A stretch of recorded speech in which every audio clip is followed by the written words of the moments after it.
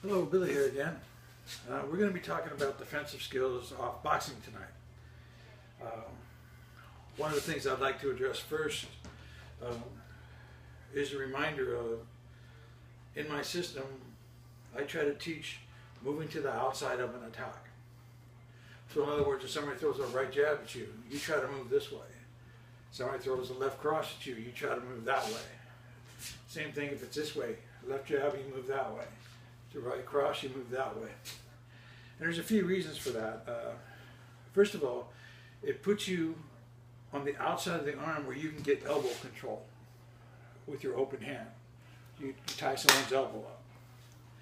And another reason is when you get to the outside of them and you can close on that arm and tie that arm up or monitor at them, you're on the outside of their attack. It makes it difficult for them to do anything quickly. They have to reset themselves. So in other words, they have to move, and you can monitor that as you go along. And then the other thing I want to show is, of course, on the arm bag and how it works. And then the other thing I also like to touch on is the footwork. As for instance, if I throw a right cross, say you're standing conventional, and you throw a right cross. If I slip your right cross and I hit you in the ribs, okay, how do I correct my feet? Do you pivot out? What I like to teach and do myself is you hit here, you bump your feet 1, 2. It's much quicker. The problem with pivoting is if you step here and you pivot, you can wrench your knee. And it's much slower than bumping. What's a bump? A bump is popping off your calf muscles, resetting your feet. Because as you step off line and you throw a punch, you're going to be recoiling it. When you're recoiling it, you bump off your calf muscles and just set your feet 45-degree angle, and now you have moved yourself to a flanking position of your opponent. And what I'll do is I'll also show you on the arm bag. And it's a lot of fun, but there's strategy to it. So let's go to the bag. Let me show you. All right, we're standing here. Obviously this punch is already extended, right? It's the same length as my arm. What I'm trying to do when I'm like this is I want to get used to the punch almost reaching me. So when I step off line, this would be a person, let's say he's conventional, which means he's right-handed strong. His right hand will be back. And I'm standing the same way. I'm conventional, my right hand's back. So when he fires the right hand, I step with a 45-degree angle and I slip off line right when it's almost reaching me. A couple things happen. Number one, when he does that, he's exposed under his armpit where all those bones are, small bones are. And he's also exposed in the solar plex. And he's also exposed under the chin. He's exposed in a lot of areas, but for the sake of practice, you're just going to pop the bag as if you were hitting somebody right under their arms. If they extend your hand, it's got these ribs exposed. And if you don't have a glove on, you use your knuckles, it's going to hurt. You may even crack the bone. So when you stand here, you slip off to the side and pump, bang, so you hit it. Now when you do, notice my position now. All my weight's towards my front knee, but actually I'm double weighted. I get half in the front, half in the back. What I want to do with this is pop off my calf muscles and correct my stance.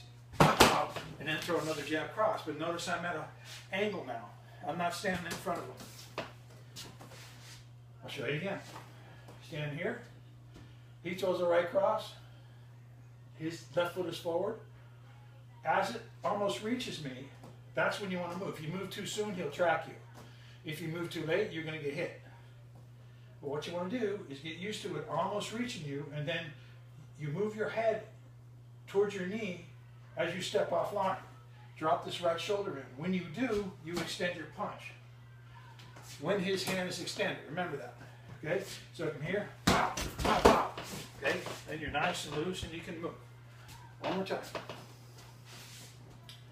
Comes here, step out. Now, another interesting thing is, he threw his right hand, I slipped to what would be his right.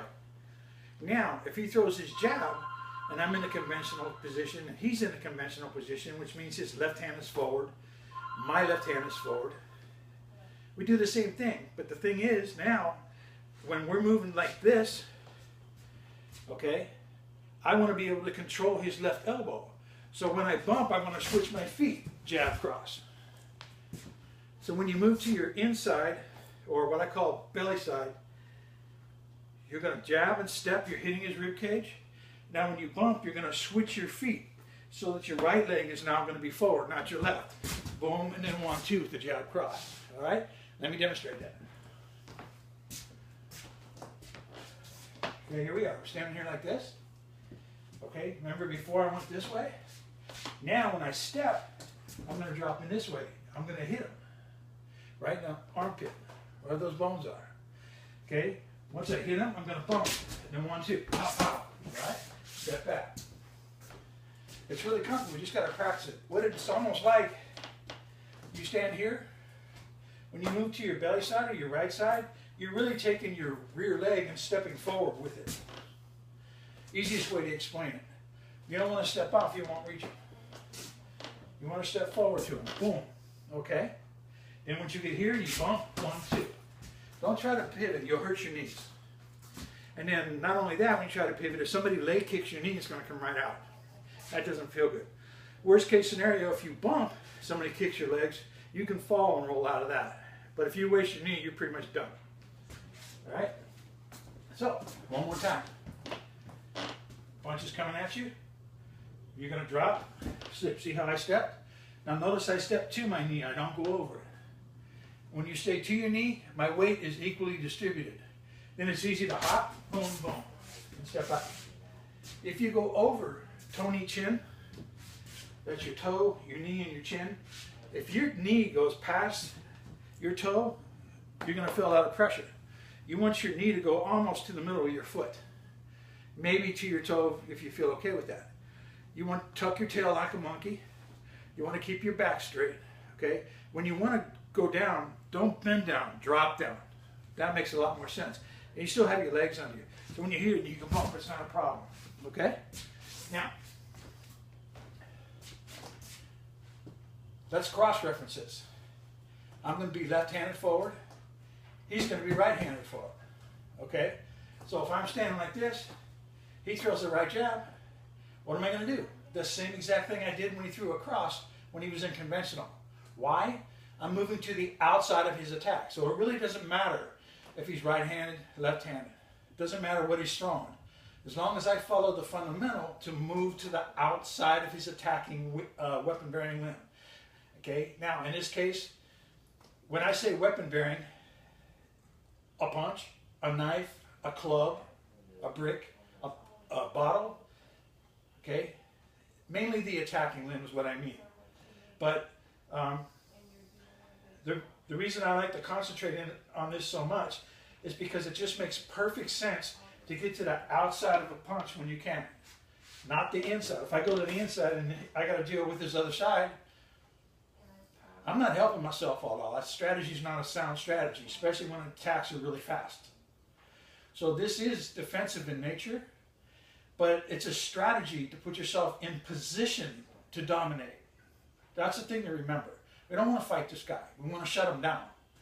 With that said, okay, so he's southpaw, I'm conventional. When his jab comes, I step off, boom, boom, boom, and I step out. Notice the bump with my feet, all right? Again, I'm conventional, he's southpaw.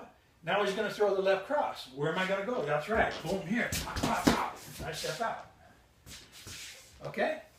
So that's basically what I wanted to touch on tonight. It's a very simple concept. Always move to the outside of the weapon-bearing limb. Now, sometimes you have to gauge on the inside. When you do, make sure you're firing something.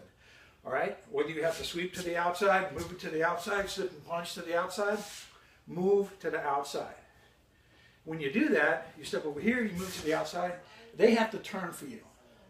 When they turn for you, you have time to deal with them. Again, if you try to fight on the inside, that's more like sport. That's not going to help you in the street. Then you're standing there fighting the guy. And plus, let's not forget self-defense laws. We'll get into that later on. But for now, remember the strategy. Try to get to the outside of the attack. With that said, I hope you have a good night. I enjoyed this. Thank you. Next time, we're going to be talking about ducking pretty much follows the same format. And also remember, these concepts, whether it's armed or unarmed, all work the same. Okay? If you've watched my other tutorials, put it together with this one, understand moving to the outside of the attack. It's the same thing with the knife, it's the same thing empty hand. That's the object. And when you get good at it, it doesn't make any sense to go on the inside. You'll figure that out later. Anyway, take care. Good night.